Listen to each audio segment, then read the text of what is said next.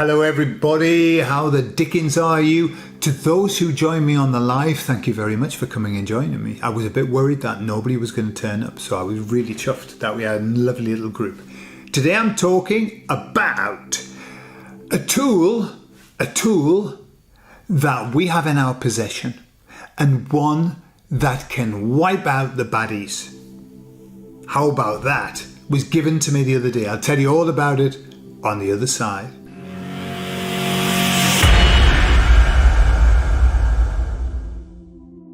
So I was talking to the emissaries and I was saying, whoa, everything seems to be speeding up. I mean, really, isn't it? It couldn't be speeding up anymore. Like stuff happening everywhere. It's hard to even just keep your focus of attention on one thing. And I think somebody described it like the wall gets painted and you go, oh, what a lovely shade of pink. And then suddenly you look again and it's been painted blue. And then it's been painted purple. And after a while, you can't remember what the pink was like. Can you remember the little round thing that had lights? I can't remember what it was called now. And the lights would flash in a certain order and you had to repeat that certain order. And I could do up to about 6, 7. But when I got to like 8, 9 changes, ooh, I couldn't do it. I can't remember how to add a name.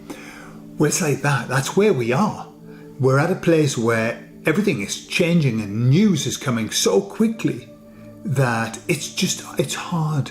It's hard to follow it. It's also hard to know if what you're reading is true or not. And that's a bugger. I remember, the Who? Ooh. Yeah. He looks a bit like an owl, doesn't he? That guy who runs the Who. Ooh. With his big glasses. Yeah. I've seen some funny photos of him as well in very unusual positions, in very unusual ways, but always with the big glasses on. And this treaty, yeah. So I've read over, how long has this been going on? I mean, how fucking long have they been scaring the shit out of us with the Who treaty? Oh my goodness, what they're going to do, blah, blah, blah. I've heard probably about 50 times that it's been scrapped. I've heard about 50 times that they're just about to sign it. I've heard about 100 times that loads of countries have signed up for it. I've heard loads of times that loads of countries have not signed up for it. I personally think they're dragging that out a bit. Don't you? I mean, I think I've signed about 7 petitions to not go in. It's like, I don't think they're interested in that.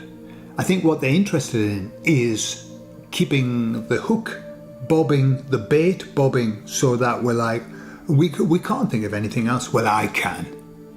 Fuck the Who treaty. That's what I say. And fuck him too. So everything's speeding up, right? And the emissary said, yes, indeed, it is. And I said, so everything's good speeding up, the Great Awakening speeding up, and so the baddies have got to speed up as well. And they said, yes, unfortunately, yes. We're shoulder to shoulder, with the baddies. We run a bit, they run a bit, we run a bit, they run a bit. They've got to keep up with us. Yeah, because we're zooming ahead in the Great Awakening. You remember the $6 Million Man? Steve Austin, yeah? I never, in all the time, I used to love that, $6 Million Man. Only one time ever did I ever see him running at full speed. They'd speeded it up. He was running and they'd speeded it up. Only once in the whole series. Because whenever he ran or whenever he did anything, they slowed it down. They're going they're hyper slow. I mean, he would never get anywhere running like that, would he? How would he ever get anywhere? Running at about 0.03 of a mile per hour. Don't know. Anyway, he's probably dead now, isn't he? Steve Austin, I don't know. Was he called Steve Austin? Yeah. I know the actor wasn't called Steve Austin, but the name of the person. $6 Million Man. Anyway, right, so they said yes. Sorry, I'm bouncing around a bit today. They said yes. Everything's speeding up. The goodies and the baddies. The Great Awakening and the baddies, yeah. They said, however, be aware that there is one tool that you have that is the most powerful tool that you can use on the baddies. And I said, well, what's that? And they said, laughter. Okay? Laughter. What they said was this. They, the baddies, want to keep us scared. They want to keep our vibration in that, when we looked at the chart, I think it was about 100, fear. That's where they want us, right? Low level vibration. And of course, where's laughter? Laughter's way, way, way above. Way above.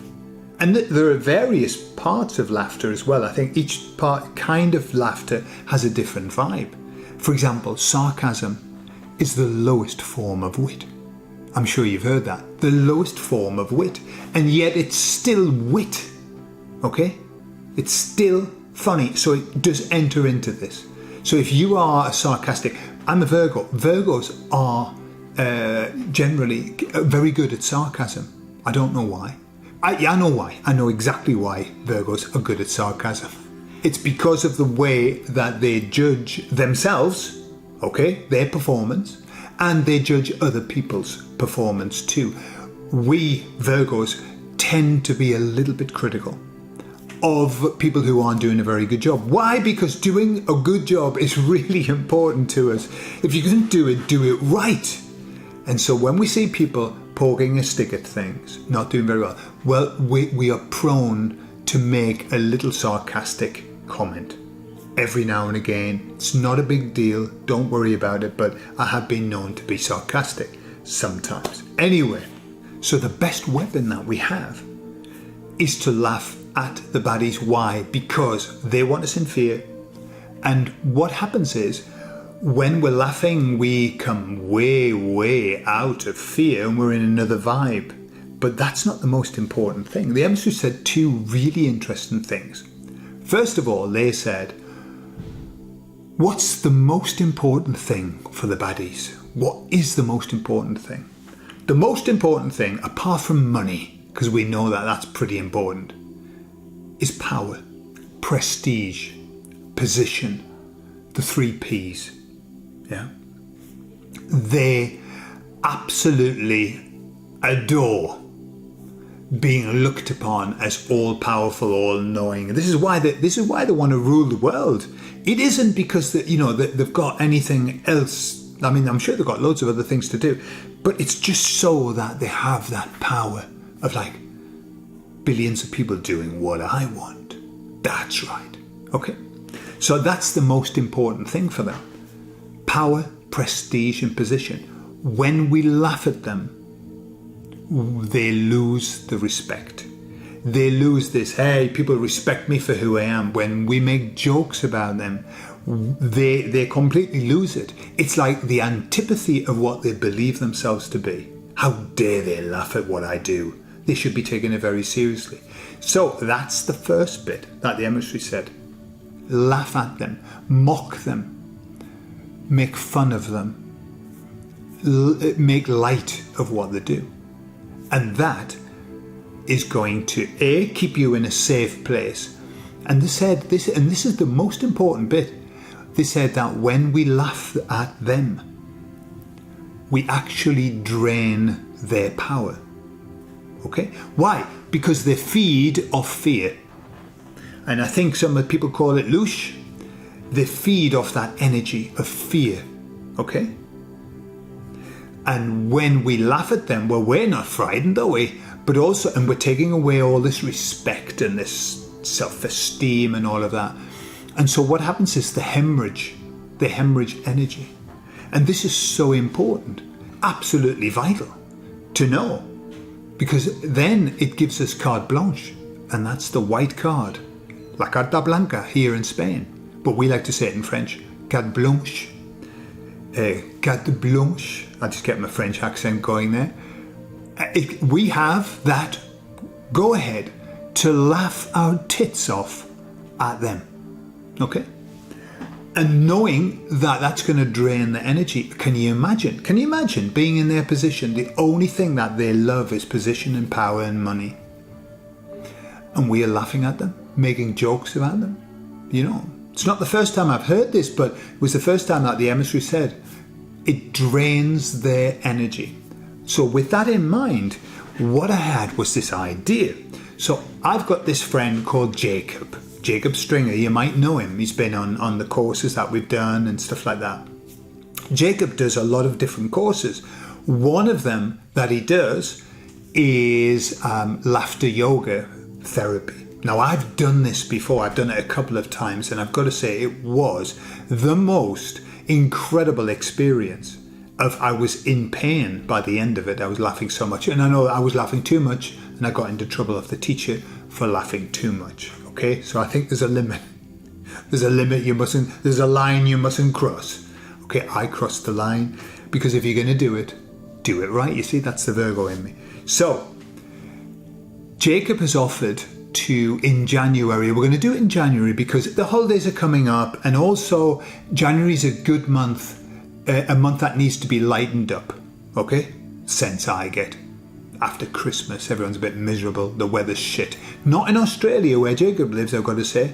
The weather's very good.